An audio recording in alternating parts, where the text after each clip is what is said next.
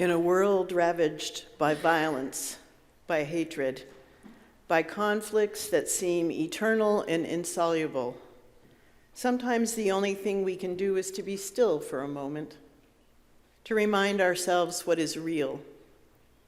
The sun that rose this morning, the dirt under our feet, the air whispering in and out of our lungs. This hour, try just to be present in each moment as it unfolds. Your simple attention is what makes these moments holy. Please join in our chalice lighting words. We kindle this flame to remind ourselves of the light of truth, the warmth of community, and the fire of commitment.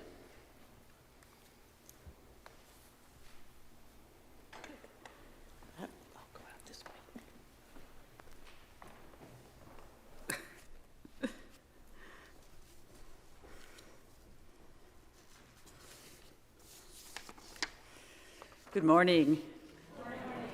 Can you hear me okay? Good. Welcome to the First Unitarian Universalist Society of Burlington, Vermont. Today is Sunday, November 26th, 2023, and I am Melinda Lee, a member of our Worship Associate team.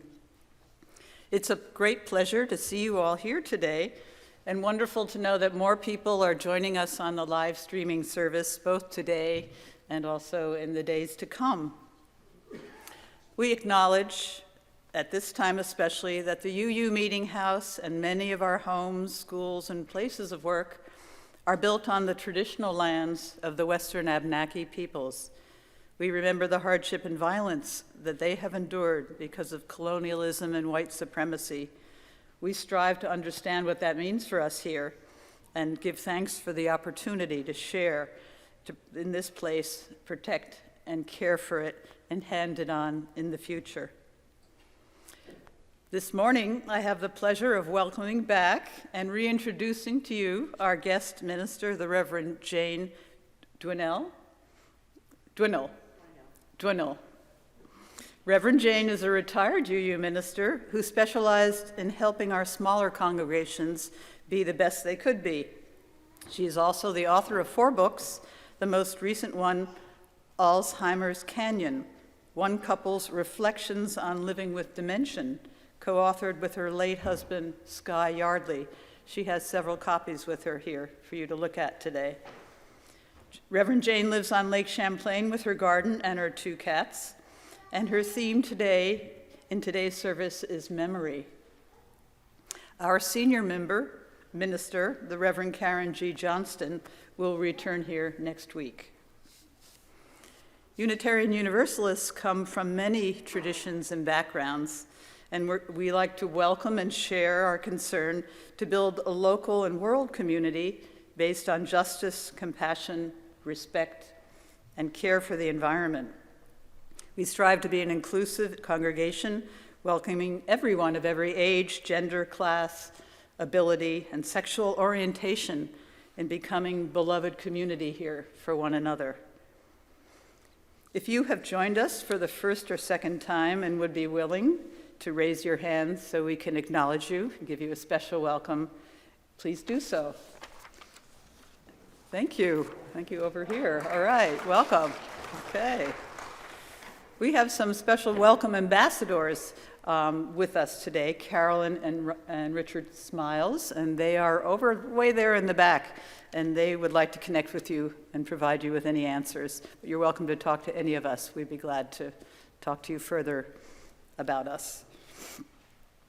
Those of you who are on the live stream can connect with us through our website, and we would be especially glad to hear from you. If you would like to access today's order of service, there is a QR code in the front of the gray hymnal. Does anyone have a gray hymnal to hand that you can just hold it up? Good. So in the very front of it, there's a QR code that you can scan for today's order of service, and you can find out more about the music and more about our wonderful service creators today. Also, during the season of respiratory illness, wearing masks is again strongly encouraged in the building And if in future you are experiencing symptoms, we ask you to stay home and participate with us online. I just had my first experience with COVID. No longer a COVID virgin, but I came through, you two over there, came through it okay. Our nursery is now open for little ones, and it can be accessed through this door, straight back and down the stairs. And older children will be doing fun activities downstairs in the community room in a few minutes. Today's theme for the worship service is memory. On a historical note, if you were in ancient Greece and were asked this question, you would likely say, well, memory is a goddess, of course. To these long ago people, memory, or mnemosyne, was one of the mythic children of the primordial Gaia, earth, and Uranos, sky. Can you all repeat the word, her name, mnemosyne? Mnemosyne, lovely word. The word mnemonics is related to this. Poets like Sappho, philosophers like Socrates, and kings like Pericles would call upon mnemosyne to aid them in accurately remembering and performing the poems or orations that they were about to deliver. Mnemosyne was given this distinction because memory was so important and basic to an oral culture of the Greeks that they deemed her one of the essential building blocks for civilization. This role, of course, diminished after the widespread use of writing and the ability to read. So I have a couple of announcements, see if I can remember them. The first one from Todd Schlossberg begins with a poem. Though it's not yet dropped down to 20 below, we've already seen our first coating of snow. Come and take shelter from the late autumn storms. Sweet music and poems will keep you warm. So join us for the first Friday open mic coffee house, which is this Friday, December 1st, 7 to 9. There won't be a potluck supper, but hot drinks will be served. It'll be here in the sanctuary, again on Friday, 7 to 9. Sign up for the open mic at 6:30. No cost, and please bring your friends and family with you. The next announcement is that coffee hour will be held downstairs in our community room, and Jane will have copies of her book and will be there also. So please rise in body or spirit, and let's sing together hymn 322.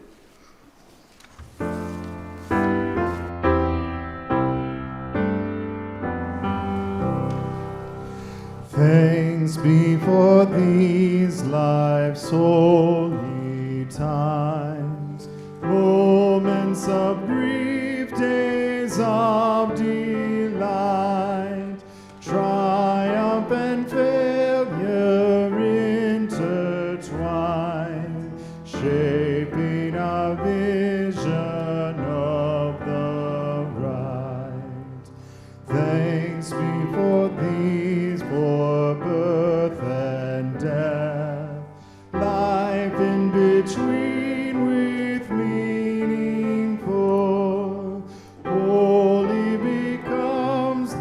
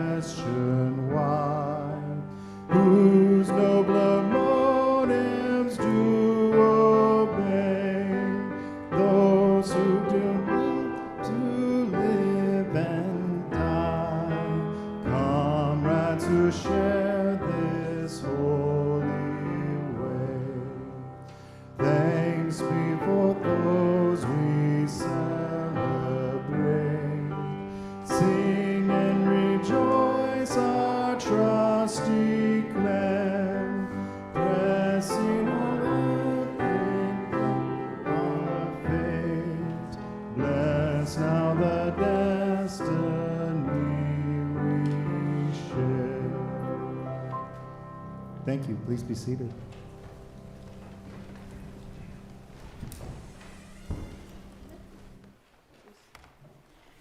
Do we have children here? Any children who want to come up? Yes, no? It's up to you guys. And there was a rumor of a handheld microphone. Thank you. Is it on? It says it's on. Is it on?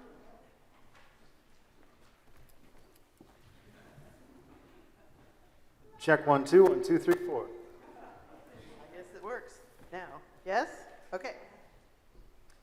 Wow, look at all of you. Holy cow. Did you guys have a good Thanksgiving? Yeah? So who wants to tell me what you had for breakfast today? Yes.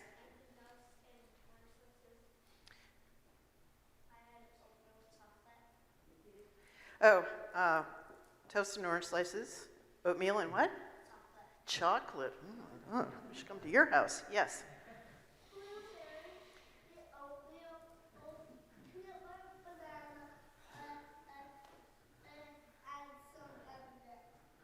Okay. Peanut butter.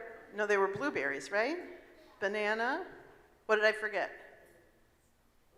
Oatmeal. And M&Ms.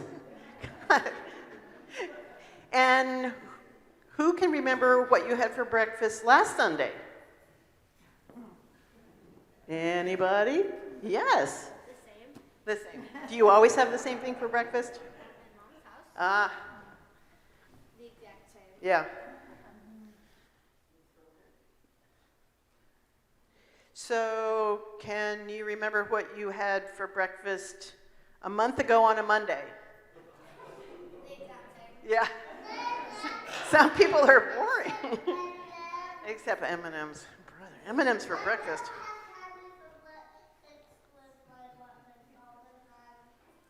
Okay. Okay, you like bananas. So, okay. So is it important to remember what you had for breakfast a month ago on a Monday? No. Who remembers the last thing you did that was fun? Yes? Wow, you've got a good life. How about you? You went to a general store in Vermont? And what was fun about that? There was a big section with toys. And when did you go? Yesterday. What did anybody do fun a month ago? Brother, you've got the answers to everything. Yes? Anybody else remember something fun you did a month ago? You watched TV. What did you watch? Well, something I don't know. Sophia the First? Okay. And you? Say that again? You read a book. What book did you read? You can't remember. Okay. So do you think it's important to remember things? Yes?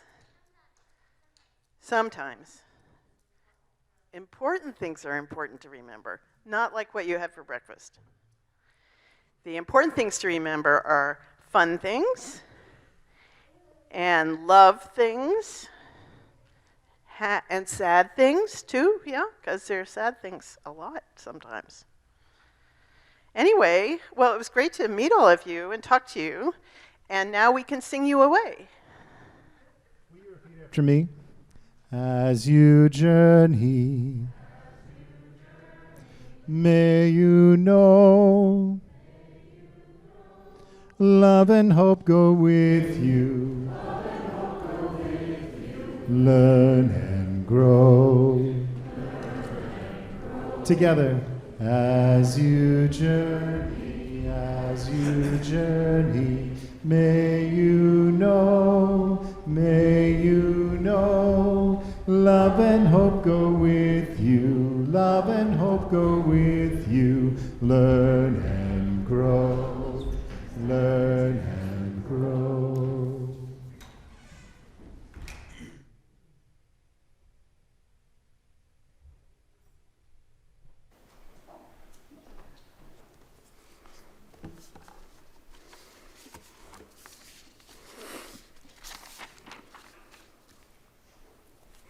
So the reading this morning is entitled My Spiritual Life by Sky Yardley, Reverend Jane's husband and co-author. What I believe, a work in progress. As a species, we human beings have a great capacity to feel and act for good and/or for harm in close to equal power.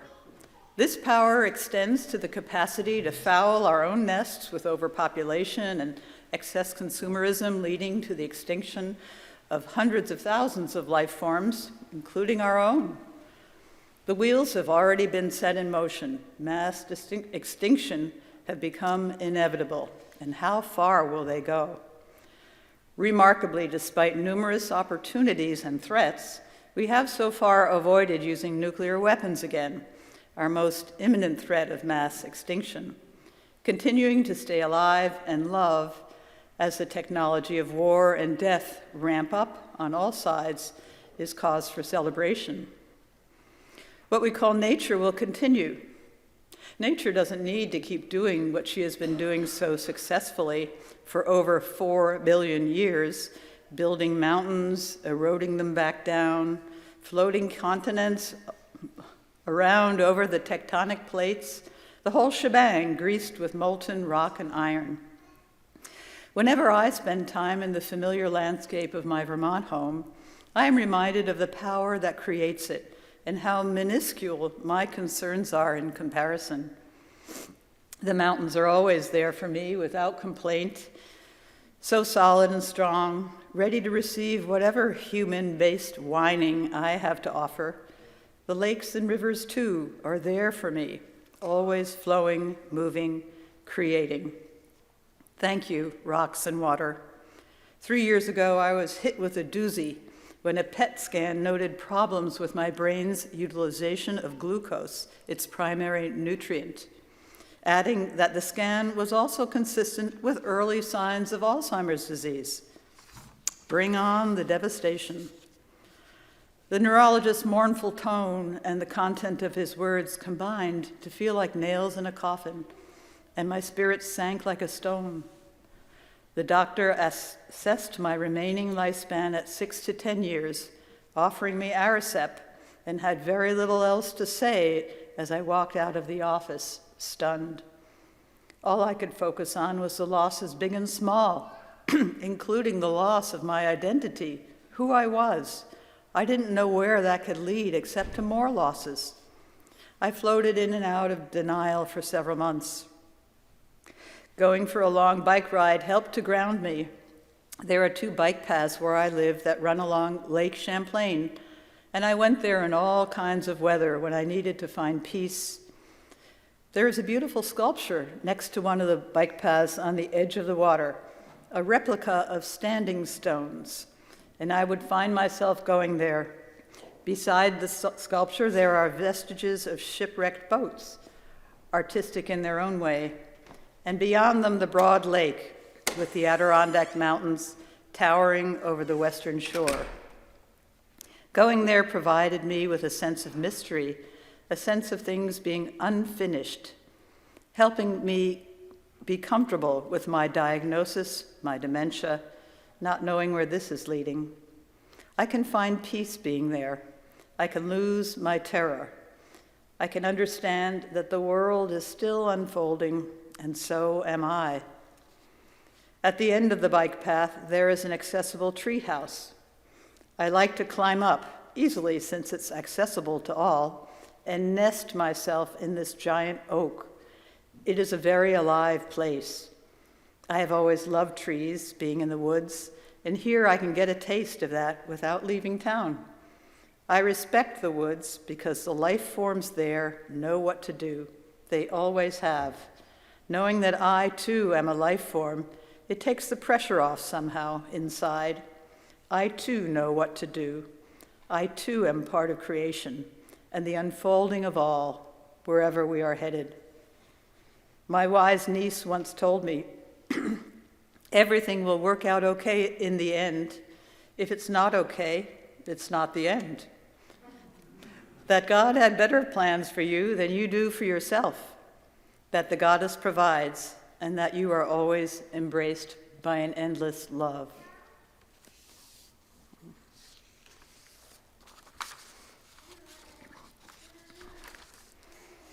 As we let these words sink into us, we now shift over to the portion of our Sunday service where we each have a chance to enter into those communal practices to which you might be drawn today.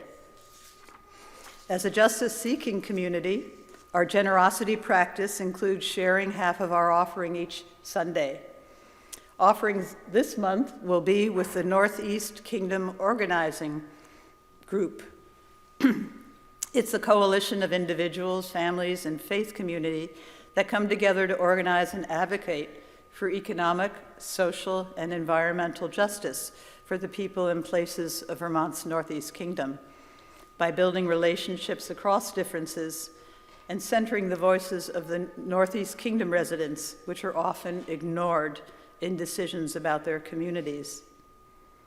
So when the music plays soon, and if you are so moved, you can come forward silently, coming down the side aisles, and there, moving a stone over here from the basket onto the table to create a fleeting representation of our shared lives. You can then retreat by going up the center aisle and back to your seat. If also in coming forward you have a gift to add to the offering, you can place it in the baskets, which are soon to be placed right over there, right over there and right over there. Donations can also be received online by texting Steeple 73256. For those of you who are attending online or who want to remain seated, we invite you to lean into the music meditation, offering you a moment for stillness and centering. First, these words of joy, sorrow, and gratitude, followed by a shared stillness. So the joy for this week is the small video. I don't know if any of you have seen it. I saw it at npr.org of hostages returning to their families. Did anyone see that? Where there was a boy, a small boy, running down the hallway, leaping into the arms of his father. It was so moving to see that. The sorrow for today is the news that came in Burlington. There was yet another shooting in Burlington last night. The shootings are getting closer to where I live. And then in the gratitude, there is a quote I heard on the radio this morning from Alice Walker that if I can see, it says, "Thank you is the best prayer that anyone could say. I say that one a lot. Thank you expresses extreme gratitude, humility, and understanding." May these joys and sorrows of each be joys and sorrows of all, reminding us of our shared humanity.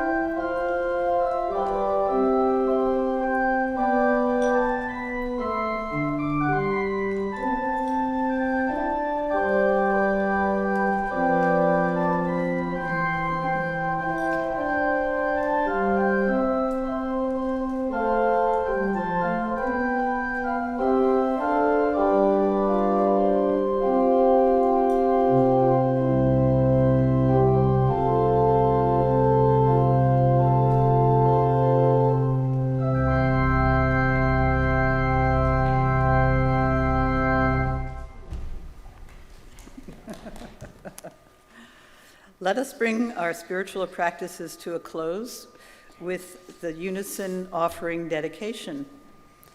So with gratitude, we dedicate these gifts in the service of our mission to inspire spiritual growth, care for each other and our community, seek truth, and act for justice.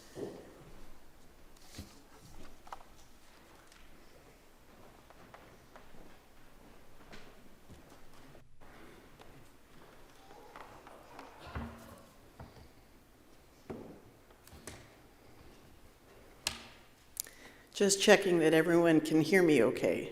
Yes, nods in the back. Good. Thank you. I'll have my water. I want to warn you that I might cry, and you might cry, and that's okay. I don't know about you, but I am terrible at remembering names. I've tried all those tricks one is supposed to use to be able to do that, but no, not for me. Thank goodness for name tags. I see name tags. Very good. But I remember so many details about so many people, even if I've forgotten their names. The young apple farmer with scoliosis, the sawmill operator who was one of the first in the nation to have his fingers reattached, the woman in labor who came tearing out of the shower with nothing on but a shower cap, screaming that the baby was coming, the hospice patient of German ancestry that offered me peppermint schnapps at 10 a.m. while we sat at his kitchen table talking about death, the nurse's aide who held my hand in the emergency room after I was in a terrible car accident when I was 19. So many memories. But are these memories necessary to my life? What if I forgot them? Would it matter? Thinking about memory suddenly became more important to me when my husband Sky was diagnosed with dementia in 2016. I had known something wasn't quite right with him for a few years, but my fears were confirmed when he no longer knew how to do carpentry work, nor back up a car or a boat. When I met Sky, he was driving a 26-foot box truck delivering produce to Vermont food co-ops. He could organize that truck with precision and then back it into the smallest spaces. I was in awe. After being together for 6 months, we decided to build a small cabin together. I knew absolutely nothing about carpentry and could barely swing a hammer. But Sky taught me all the ins and outs of power tools, rafters and soffits, insulation and drywall. We went on to build 6 more houses, one with our teenage children, and spent several years helping people rebuild in the New Orleans area after Katrina. Sky and I loved the water and owned a series of boats, from kayaks and canoes to sailboats and small liveaboard boats. He could maneuver them anywhere and in any weather until he couldn't. Neither of us understood this. He blamed the wind. Then he was helping our daughter rip up carpeting and lay hardwood flooring in her new home, and I could hear them arguing. No, that's not how it goes, Sky," said Dana emphatically. "What? How could Sky not know how to lay flooring?" I was in the living room applying fresh paint to the walls in tears. Something was definitely wrong with Sky. It was the next summer when we were renovating a duplex with our son Sayre and his partner Emma that Sky finally acknowledged that things were not quite right with his brain. He would find himself taking a measurement, walking to the piece of lumber on the sawhorses, picking up a saw, and having absolutely no idea what to do. He finally agreed to be tested, and the diagnosis came in: probable early stage Alzheimer's. He was 66 and in otherwise perfect health. We were stunned. The next day, we left on a long-planned trip to France. His French was impeccable, but he couldn't read a map or understand how to use his metro ticket. We talked and processed this devastating news as we walked the streets of Paris. Sky assumed he would eventually forget me and Dana and Sarah, but he was mostly afraid that he would forget his self, or as he said, the loss of my identity, who I was. Once we got home, Sky dove into reading everything he could about dementia. He talked about his experience with everyone he met, and we eventually started a blog and went on a US-wide sermon tour, speaking at 25 congregations, including this one, until he was no longer able to. We read books about memory, what it is, what it means. It turns out there are several different kinds of memory, ranging from memories of how to do things, ride a bike, tie our shoes, to memories of things that happened to us, however imperfect or incomplete those memories are, to memories of factual information. Where is the bathroom? When did the Civil War begin? What is 2 + 2? Then Sky wrote this: as the attacks on our intellects and memory continue, we feared changing into people neither we nor our loved ones would value spending time with. How can we not become strangers? What is left for us if the glue of memory no longer holds ourselves together? What is left for us if the glue of memory no longer holds ourselves together? As time went on, Sky gradually lost the ability, the memory, of how to do many things.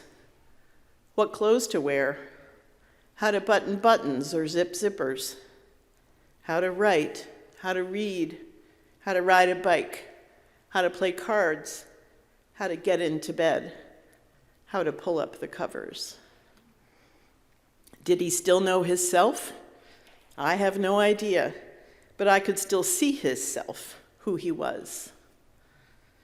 Sky spent his last year in a memory care facility. Due to the pandemic, I was not allowed to see him, but we spoke often on the phone. He was still there.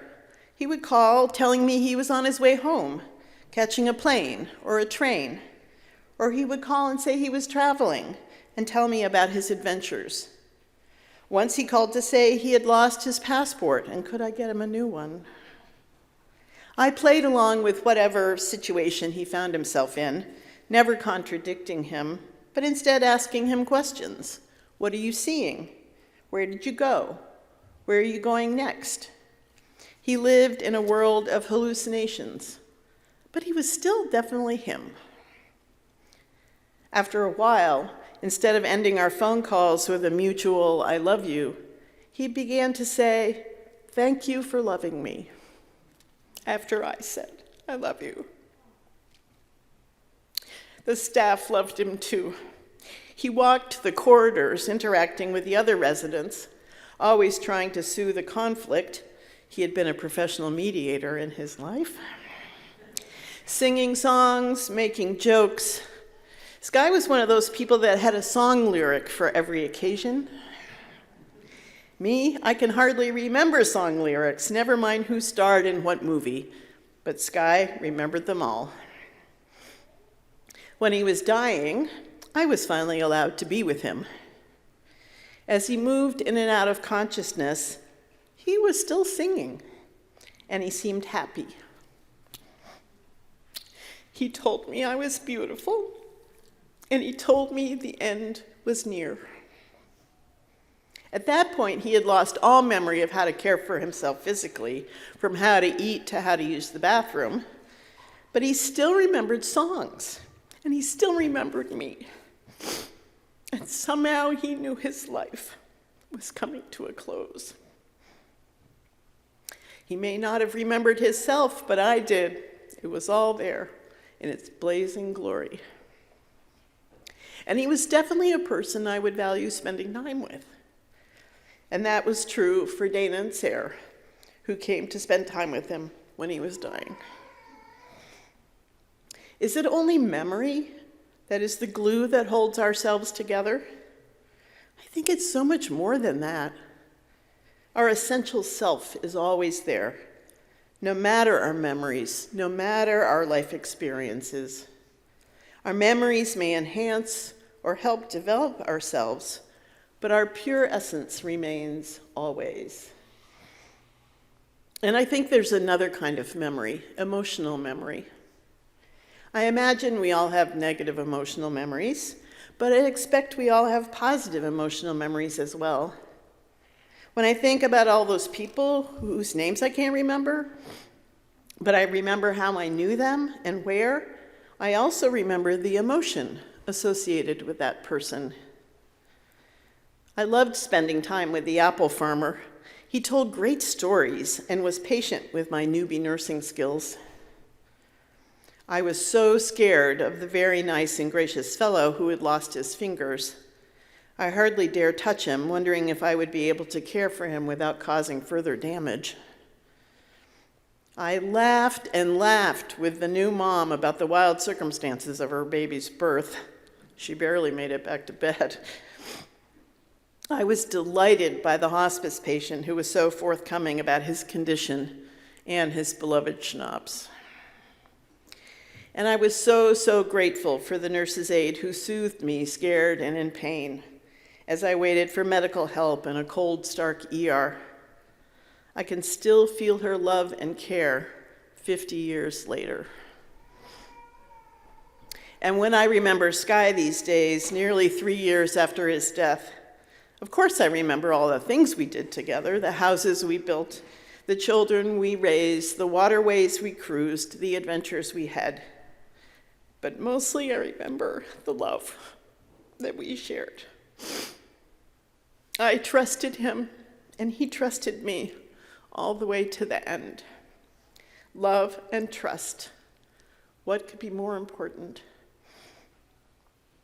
After Sky died, as I was going through his things, I came across a small piece of paper with these words by Louise Elder written in his hand. Please don't forget me. And please don't stay away because of the way my mind acts. I can still feel you. I can still remember with my heart. And a heart memory is maybe the most important memory of all. And a heart memory is maybe the most important memory of all. Amen, and blessed be. Please join in singing our final hymn, 86, Blessed Spirit of My Life. I invite you to stand in body or spirit as we sing together.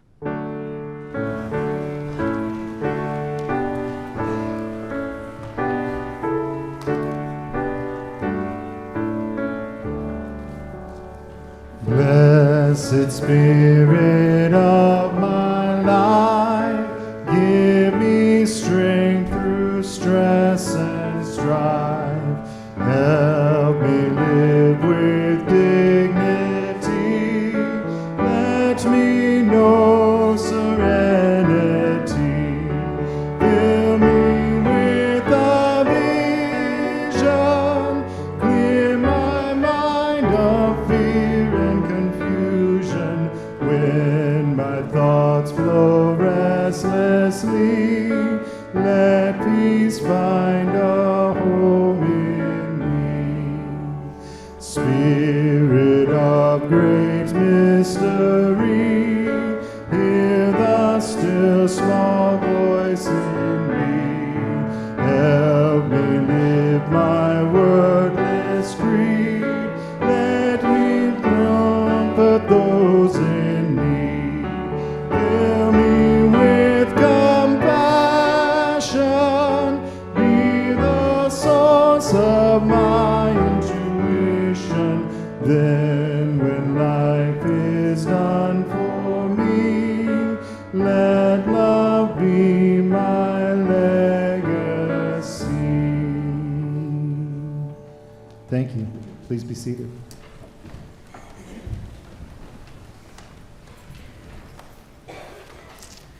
Please join in the chalice extinguishing words.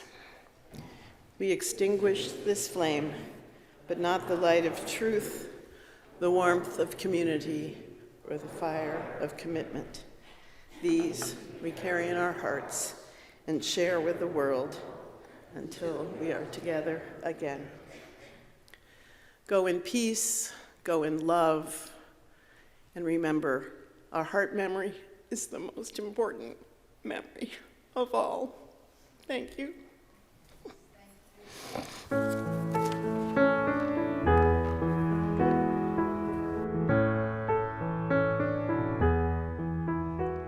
There are places I remember all my life, though some have changed, some forever, not for better.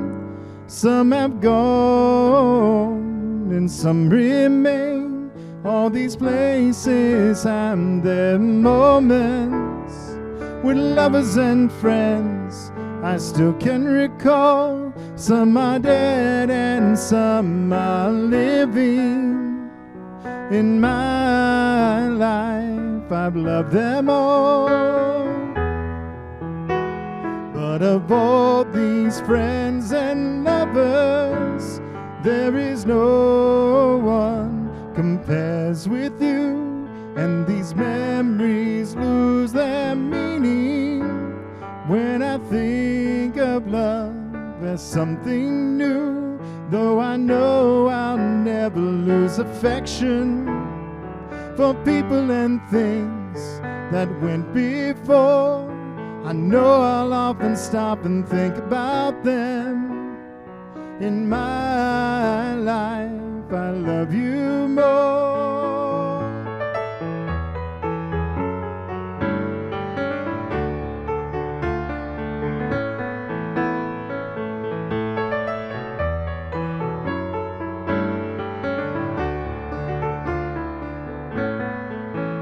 Though I know I'll never lose affection for people and things that went before, I know I'll often stop and think about them.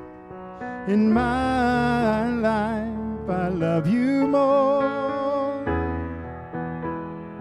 In my life I love you more.